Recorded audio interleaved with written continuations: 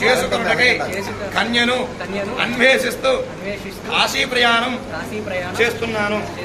చెప్పు స్వామి, నీవు వివాహము చేసుకొనుటకు గురుకులములో విద్యను అభ్యసించితేరా. ఈ రోజంటే చేస్తున్నాం, గురువు గారు సేవ చేసి వాడికి చేసేవారు కాదు.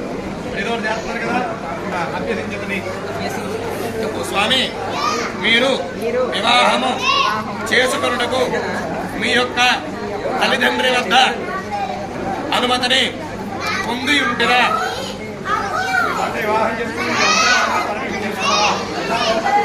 ఏమండి గాంధీ గారు, ఈ అబ్బాయి వివాహం చేసుకున్నాడు అడిగాడా? అవి దొంగనవులు అవి. ఆయన సాటిస్ఫైగా చెప్పట్లేదు. స్వామి, మీరు మీ యొక్క గురువు గారి వద్ద అనుమతిని పొంది ఉంటిరా. ఎప్పుడు పొంది ఉంటుంది? నేనే కదా గురువు గారు.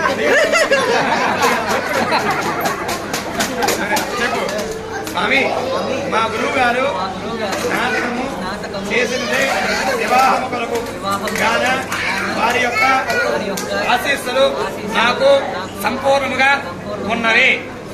చెప్పు ఇప్పుడు స్వామి, మీరు మీ గుణగణములు అన్నీ మాకు మిక్కిలి సమ్మతములుగా ఉన్నాయి గాన నా యొక్క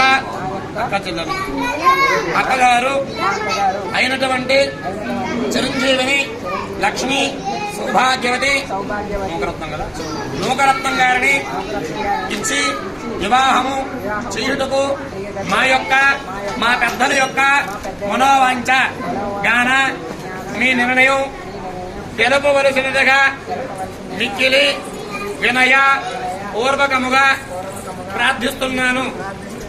బాబు, ఈ గుణగణాన్ని మెచ్చినటువంటి ఆ కుర్రవాడు తన అక్కైనటువంటి చిరంజీవి లక్ష్మీ సౌభాగ్యవతి నూకరత్నం గారినిచ్చి అంగరంగ వైభవంగా వివాహం జరిపించాలని తాపత్రయపడుతున్నాడు.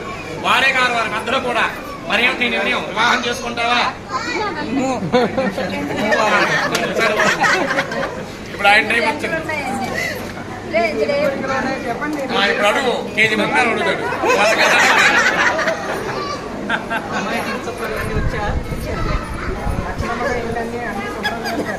అన్ని శుభ్రం చేస్తారు. బంగారం పెడుతున్నాం కదా, మా పిల్లలు ఆయన్ని ఇంప్రెస్ చేయాలి. కొద్దిగా పక్కన చెప్తాను. ఇట్లా బంగారం ఇలా పట్టుకో. నేను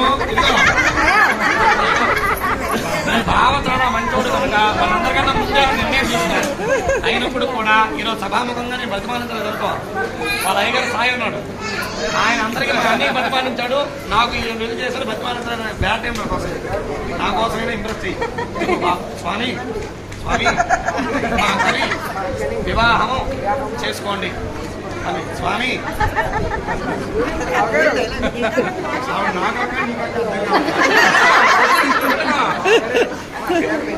నువ్వు భయపడతాను, నువ్వు ముద్దు